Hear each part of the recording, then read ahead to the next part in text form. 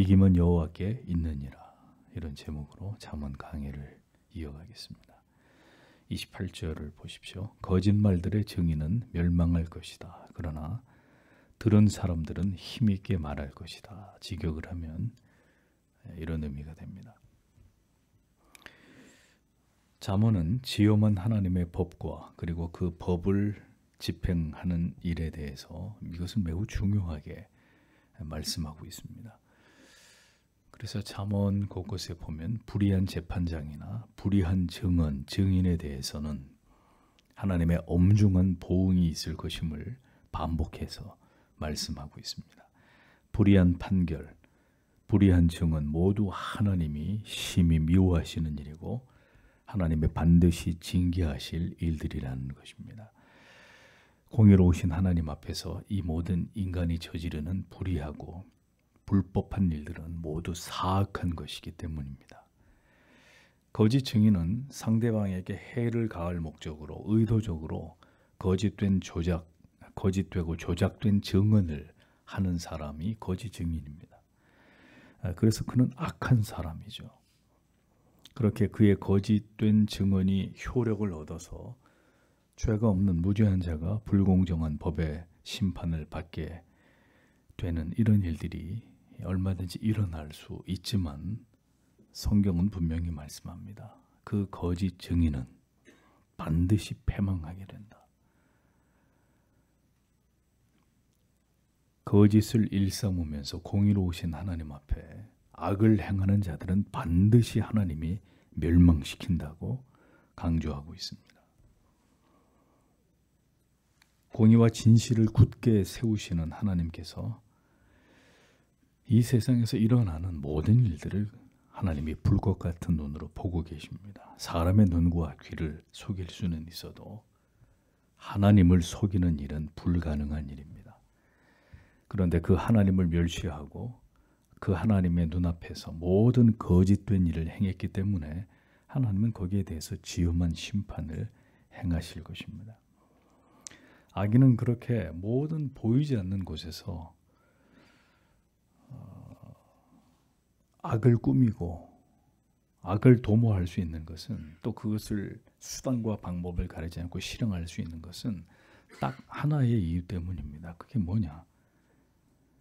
하나님의 존재를 악인들은 전혀 두려워하지 않기 때문입니다.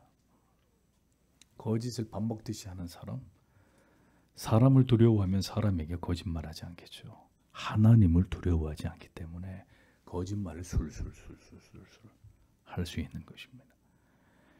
하나님은 그런데 그런 악인들의 모든 것을 다 보고 계신다. 알고 계신다. 그래서 거짓 증인들은 결국 하나님의 심판에 의해서 그들이 패망하게 된다고 말씀합니다. 거짓된 증인의 최후는 멸망의 심판이지만 그러나 들은 것을 증언한 정직한 증인의 그 증언은 힘이 있다. 이렇게 말씀을 하고 있습니다. 확실한 증인의 말은 힘이 있다 이렇게 되어 있는데 정확한 번역은 듣는 자는 힘있게 말할 것이다. 이런 뜻입니다. 내 눈을 똑바로 바라보고 말해봐라. 어머니가 거짓말을 하는 자녀에게 이렇게 얘기합니다. 엄마 눈을 똑똑히 쳐다보고 이제 다시 얘기해봐. 이렇게 아이를 다그치죠. 그러면서 엄마가 살피려고 하는 게 뭐죠? 아이의 눈빛이 조금이라도 흔들리거나 눈을 피하거나 혹은 입가로 얼굴로 손이 무의식 중으로 이렇게 올라가는 그걸 보는 거예요. 왜? 이 아이가 거짓말을 하고 있다는 것을 몸의 언어가 무의식적으로 반응하기 때문입니다. 거짓말하는 사람은 당당하지가 않습니다. 물론 아주 고도로 사악한 사람들, 포커페이스를 하면서 아주 거짓말을 위선과 가식으로 이 온갖 거짓을 일삼으면서도 표정 하나 안 변하는 이런 사람도 있어요. 정말 악한 사람들 가운데는 아주 당당하게 거짓말을 하는 사람도 있더라고요, 보니까. 근데 그런 사람일수록에 그렇게 입만 열면 거짓말을 하는 사람일수록에 항상 정의를 얘기하고 평등을 얘기하고 자유를 얘기합니다. 그러나 그렇게 진실하고 정직하지 않은 사람은 거짓으로 목소리를 높일 수 있지만 시간이 지나가면 그의 말은 점점 힘을 잃게 돼 있습니다. 거짓말을 하는 사람이 막 열변을 토하고 웅변을 하고 제 말이 진실입니다 여러분 얘기를 한단 말이죠. 그럼 막 거짓된 것을 악을 비판하고 잘못됐다고 그러고 처음에는 사람들이 와, 저 사람 참 정의롭구나, 저 사람 말이 참 힘이 있구나 이렇게 생각했는데 결국은 그가 거짓말쟁이이고 그의 말과 행동이 일치하지 않는다는 것을 알아차리게 되는 순간 그 사람의 말은 이제 더 이상 힘이 없습니다. 비웃음거리가 됩니다. 지나 똑바로 살 것이지. 그러나 진실한 사람, 보고 들은 것만을 사실 그대로 말하고 그것을 굽히지 않는 사람의 말은 시간이 점점 지나갈수록 힘이 실리게 됩니다. 저 사람은 진실한 사람이다. 저 목에 칼이 들어와도 저 사람은 있는 그대로 보고 들은 그대로를 이야기하는, 절대로 틀린 말을 하는 사람이 아니다. 자, 그러면 많은 사람들이 그 사람의 말에 영향을 받기 시작합니다. 거짓된 사람은 시간이 지날수록 맞는 말을 한 것 같지만 그 말은 힘을 잃게 되는 것이고, 정직한 사람, 분명한 진실에 대해서 이야기하는 사람의 말은 시간이 지날수록 많은 사람이 그의 말을 따르게 되어 있습니다. 그러니까 그리스도인들의 말이, 언어가 그렇게 되어야 한다는 거죠. 저 아무개 예수 믿는데 저 친구는 틀린 얘기를 한 적을 본 적이 없어. 우리가 저 친구 하는 얘기는 다 맞아. 항상 정직한 얘기, 틀림이 없는 얘기, 분명한 얘기를 하는 친구야. 아닌 것은 아니다라고 말하고 옳은 것은 옳다고 말할 수 있는 사람, 언제나 사실 그대로 더하거나 빼지 않고 정직하게 증언하는 사람, 그는 하나님을 두려워하고 하나님의 심판대를 의식하고 있기 때문에 거짓을 말하지 않는 것입니다. 그리스도인들이 정직하지도 진실하지도 않기 때문에 보세요. 결국은 이렇게 거짓과 속임과 기만으로 가득한 타락하고 부패한 세상을 우리가 보면서 살아가게 되지 않습니까? 적어도 신자들만이라도 그들이 있는 곳에서 진실의 증인들이 되었다면 세상이 이토록 추악하게 변하지는 않았을 것입니다. 그러므로 성도 여러분, 주님이 오실 때까지 우리는 적어도 우리가 서 있는 곳에서만큼은 진리의 수호자, 진리의 증인들이 되어야 한다는 거죠. 우리가 전하는 복음은 절대로 사라지지 않습니다. 우리의 증언에는 분명히 힘이 있습니다. 왜냐하면 우리가 하는 모든 말들을 통해서 하나님이 역사하시기 때문입니다. 사람들의 마음을 움직이고 하나님의 뜻이 이루어지도록 역사하십니다. 우리의 진실한 증언에 힘을 실어 주시는 분은 하나님이시라는 사실을 잊지 마십시오. 우리가 들은 진리를 그대로 세상에 전하는 이 증인의 사명을 마지막 때에 더 힘있게 감당하는 우리들이 될 수 있기를 기도해야 될 것입니다. 29절에 사악한 사람은 그의 얼굴들을 강하게 한다. 그러나 올바른 자는 그의 행위를 분별한다. 이렇게 기록이 되어 있습니다. 악인은 그 얼굴을 굳게 한다고 했는데, 굳게 하다라는 의미는 수치를 모르고 뻔뻔하고 거만한 이런 그 모습, 얼굴, 태도를 가리킵니다. 수치를 모르고 아주 뻔뻔한 이런 사람, 이런 얼굴 낯을 이야기합니다. 정말 뼛속까지 사악한 사람들의 모습을 보십시오. 수치와 부끄러움을 모릅니다. 인면수심이라 그러죠. 정말 수치와 부끄러움을 몰라요. 어떻게 인간이 저럴 수 있을까? 아주 지독하게 뻔뻔하기 그지없습니다. 전혀 자기의 잘못을 인정하지 않는 파렴치한 모습들을 이 시대 사람들 가운데 우리가 얼마나 많이 봅니까?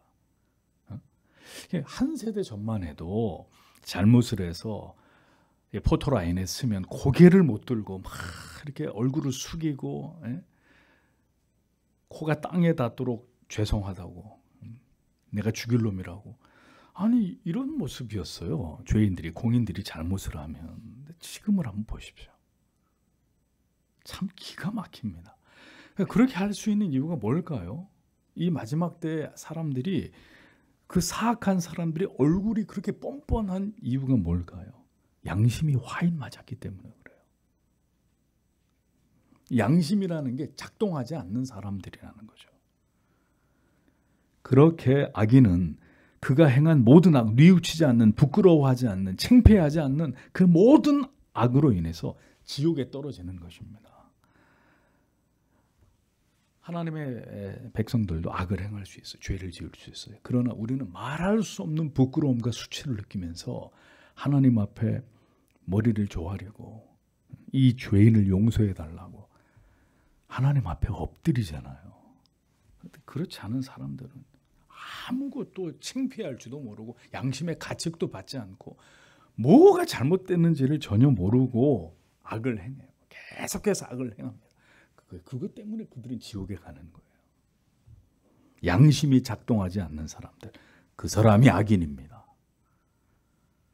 모두가 다 아는 죄를 범해놓고도 전혀 인정하지 않고 표정 하나 변하지 않는 사람들, 아주 잔인한 연쇄 살인범들, 사이코패스, 소시오패스, 정신과적인 용어들을 동원해서 그런 범죄를 저지르는 사람의 그 정신 세계를 이렇게 현대의학이 진단을 하지만 저는 그런 말 믿지 않습니다. 무슨 사이코패스가 어디 있고, 거두절미하고 다 사악한 악인들일 뿐이에요. 사람을 무썰듯이 썰어 죽이는 악인이죠. 그게 무슨 정신질환이에요, 그게. 영원히 사회에서 격리시켜야 될 악인들이죠. 무얼로도 변명하거나 핑계할 수 없는 악인들입니다. 사이코패스라는 말의 어원이 마음이, 정신이 결핍된, 그 말이에요. 마음이, 정신이 결핍된 질병이라고, 이렇게 이제 의학 용어로 사이코패스라고 하는데 극악함입니다. 달리 말할 필요가 없습니다. 이런 반사회적 인격 장애를 가진 사람, 사회에서 영원히 격리시켜야죠. 아무런 죄책감이 없이 사람들을 죽일 수 있는 사람을 살려두면 아무 이유 없는 선량한 사람이 죽임을 당해야 되는, 더 많은 사람들이 목숨을 잃는 이런 일이 생길 거 아닙니까? 그러니 사형제도는 분명히 존재해야 된다. 그것이 성경적이다. 그냥 연쇄 살인범일 뿐입니다. 악인이에요. 그냥 악인. 왜 악인을 두둔합니까? 악인은 이렇게 자신이 금수와 같은 악을 행하고도 표정 하나 변하지 않습니다. 오히려 법정에서 실실 웃고 있잖아요. 전혀 죄책감을 느끼지 않습니다. 그런 모습으로 그가 악인이라는 걸 증명하는 거예요. 자기의 행위가 전혀 잘못됐다는 생각을 하지 못합니다. 그 결과는 잔혹하고 끔찍한 범죄로 이어지고 또 이어지고 또 이어지는 거죠. 그러나 정직한 자는 행위를 삼가한다라고 말씀했습니다. 삼가한다라는 말의 의미는 그 행위를 숙고한다라는 뜻으로 행동 하나하나를 신중하게 결정한다는 뜻입니다. 정직한 자, 왜 그럴까요? 하나님을 경외하기 때문에, 하나님의 율례와 법도와 계명의 지배를 당하기 때문에 언제나 자기의 말과 행위를 돌아봅니다. 말하기 전에, 행동하기 전에 이것이 하나님 앞에 옳은 것일까? 바른 것일까?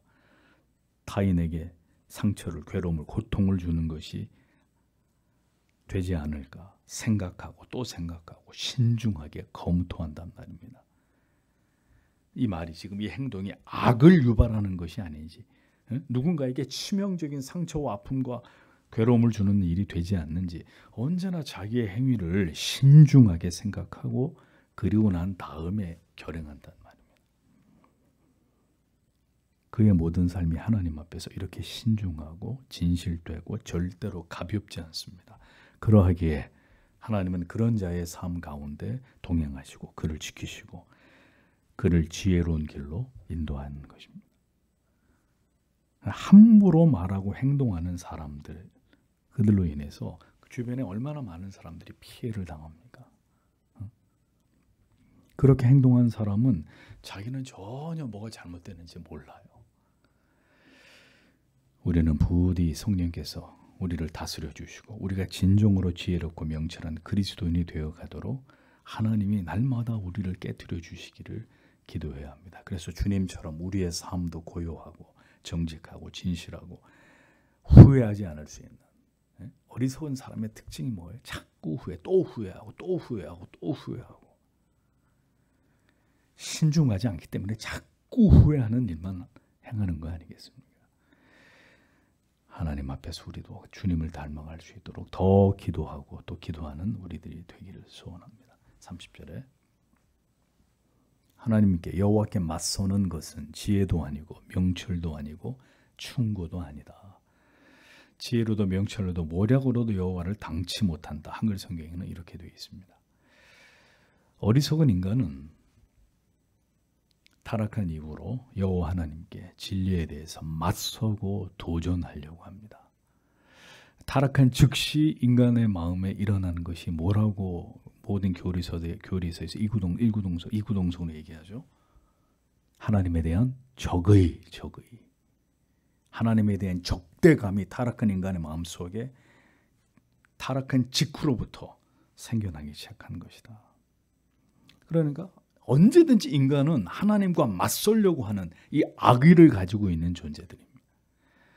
그러니까 성경이 말하는 절대 진리에 대해서 끊임없이 도전하고 또 도전하고 또 도전하려고 하는 이 죄성을 모든 인간들이 가지고 있다는 말입니다.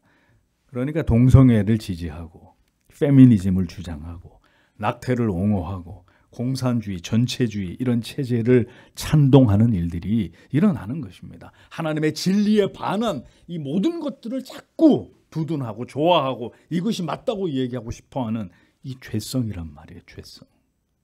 인간 안에 있는 반감, 반항하고 싶어하는, 하나님에 대해서 대적하려고 하는 사람들은 하나님의 진리를, 그 법을 대적하는 것을 인간의 지혜라고 말합니다. 그게 똑똑한 개념 있는 사람들이라고 착각합니다. 그것이 인간의 권리이고 인간의 자유라고 주장합니다. 하나님을 모르는 사람들 같으면 뭐라고 짓거리든 상관없습니다. 제가 우려하는 것은 거듭난 하나님의 자녀라고 스스로 생각하는 사람들이 만약에 그런 생각을 하고 있다면 저는 그들이 구원받은 하나님의 사람이라고 보지 않습니다. 우리의 어리석은 고집과 주장이 하나님을 대적할 수 있다. 교회를 다니면서도 적지 않은 사람들이 자기의 의식 속에, 생각 속에, 자기의 주장과 고집 속에 하나님을 대적하고 있는데 그걸 본인이 몰라요. 두려운 일입니다. 인간은 타락 이후 지금까지 하나님을 대적해 왔습니다. 하나님과 분리된 이후로 줄곧 인간의 사유와 사상은 하나님의 절대 진리에 대해서 대적하고 하나님에서 반기를 들어왔습니다. 바벨탑 사건 이후로 역사 속에 인간은 끊임없이 하나님을 향해 도전해 왔고, 그래서 점점 더 성경으로부터 이탈하려고 하는 일들을 진행해 왔습니다. 현대의 모든 사상들이, 철학들이 모두 하나님을 대적하면서 하나님을 거부하고 성경의 절대 진리를 멸시하면서 이것을 파괴시키려고 하고 있습니다. 이것을 모르면 우리가 하나님을 신앙하면서도 악의 편에 서서 하나님을 대적하는 죄를 범할 수 있고, 이것은 하나님의 저주가 임할 수 있는 죄가 된단 말입니다. 이렇게 하나님과 하나님께서 세우신 모든 절대 진리에 대적하고 대항하는 일은 가장 어리석고 미련한 일이고 하나님의 지엄한 심판과 멸망을 자초하는 일입니다. 하나님께 진리에 도전하고 맞서는 그것으로 그가 지혜롭지도 못하고 명철하지도 않고 모략도 없는 어리석고 악한 존재임을 증명할 뿐입니다. 인간이 가진 모든 지혜, 통찰력, 인간의 모든 계획, 모략, 절대로 하나님의 뜻을 맞설 수 없습니다. 이 세상에 존재하고 있는, 앞으로 존재할 모든 인간들을 총동원해서 그 인간들의 지혜를 모아가지고 하나님을 이겨보자. 단 1초도 하나님을 이길 수 없습니다. 악인들이 아무리 수단과 방법을 가리지 않고 그들의 모든 사악한 목적을 이루려고 해도 여호와 하나님께서는 그 모든 것들을 저지하시고 결국 그들이 자기 꾀에 스스로 빠지게 하심으로 그들을 멸망시키실 수 있는 전능하신 하나님이십니다. 31절에 전쟁의 날을 위하여 말이 준비된다. 그러나 구원은 여호와께 있다. 이렇게 기록되어 있습니다. 고대 전쟁에서 전쟁의 승부를 결정짓는 것은 마병의 수였습니다. 자, 동력을 측정하는 단위로도 우리가 어떤 단어를 쓰죠? 마력을 쓰잖아요. 마력이란 말이 뭐죠? 말 한 마리가 끄는 힘을 기준으로 그 동력을 측정하는 건데, 말은 곧 힘을 상징하는, 고대 사회에서 말 이퀄 힘, 그만큼 중요한 수단이었다는 거죠. 그래서 하나님께서는 하나님을 의지하지 않고 말의 힘을 의지하는 것을 매우 하나님이 미워하셨습니다.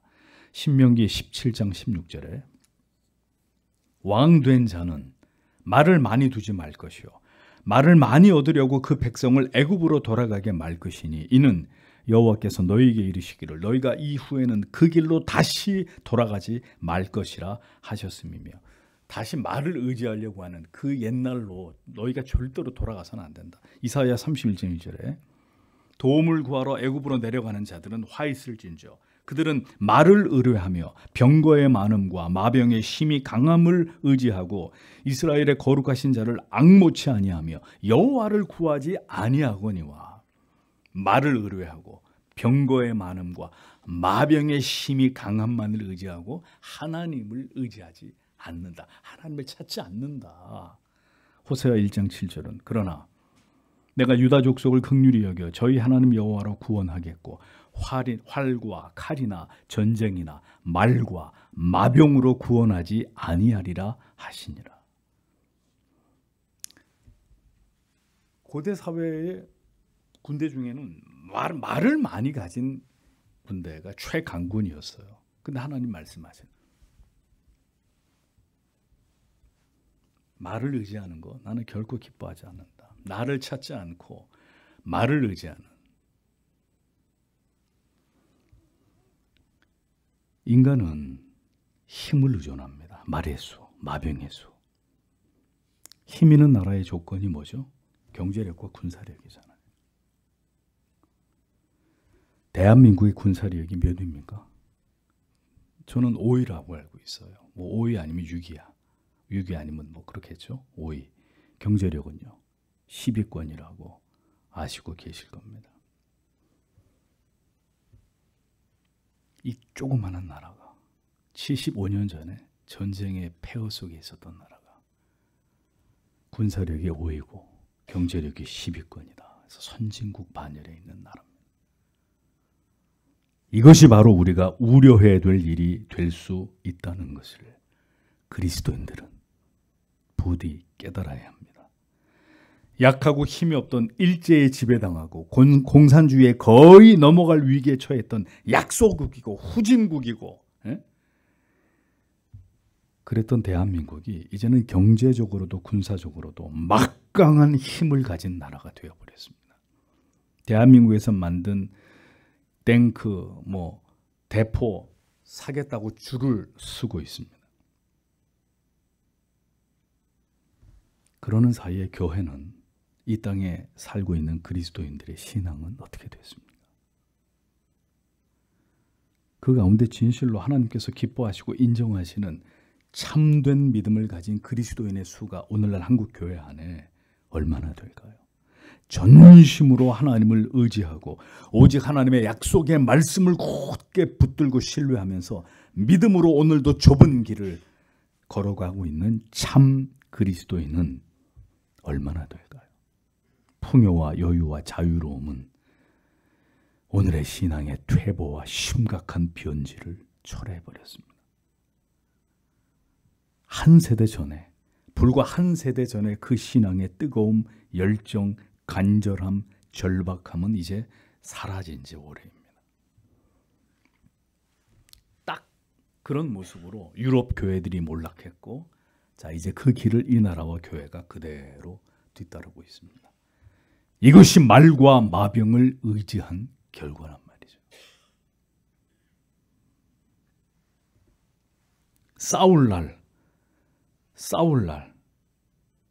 싸울 날을 위하여 마병을 예비하거니와 우리가 살아갈 모든 날들을 더 풍요롭고 더 여유롭고 더 안전하게 만들기 위해서 인간은 돈을 모으고 군사력을 강화시키고 모든 것을 최첨단화했지만 보세요. 서버가 불타버리니까 정부의 모든 기능이 올 수도 돼버리지 않습니까?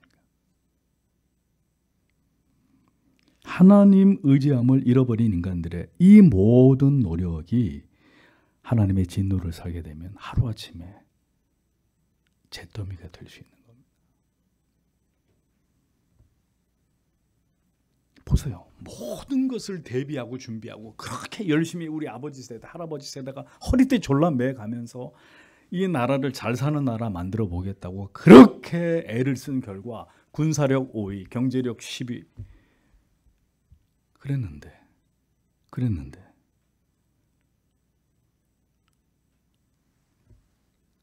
우리는 여러분 반세기 넘게 공산주의와 대치하며 살아왔습니다. 언제나 북한의 위협을 제가 어렸을 때부터 학교에서 늘 다 아시겠습니다만 방공교육 받으면서 자란 세대잖아요.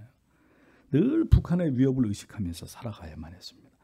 그런데 지금은 북한보다 중국에 의해서 체제를 바꾸려는 내부의 적들에 의해서 이 나라가 지금 무너져가고 있습니다.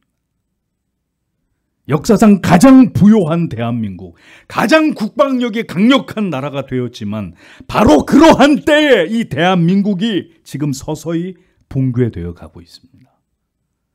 아이러니컬하게도 가장 찬란히 빛날 무렵에 한국이 가장 우려하고 염려하는 가장 빨리 공산화가 이루어지고 있는 나라라고 이웃 나라들이 지금 우리나라를 그렇게 보고 있습니다. 걱정을 하고 있습니다. 말과 마병을 의지한 결과라는 거죠. 성도 여러분, 이김은 여호와께 있습니다. 언제든 모든 것을 뒤집을 수 있는 분은 바로 하나님이십니다. 이 진리를 아신다면 부디 진정한 성도와 참된 교회들부터 하나님께로 빨리 돌아가야 합니다. 이젠 시간이 정말 많지 않습니다. 시편 20편 7절에 혹은 병거 혹은 말을 의지하나 우리는 여호와 우리 하나님의 이름을 자랑하리로다. 이것이 우리의 고백이 되고 우리의 믿음이 되어야 합니다. 주님께서 부디 이 나라를 불쌍히 여겨주시고 모든 성도들이 하나님 앞에 깨어 회개함으로 다시 하나님을 간절히 찾을 수 있도록 오늘도 성도 여러분 저와 함께 하나님 앞에 간절히 기도하고 돌아가시길 바랍니다.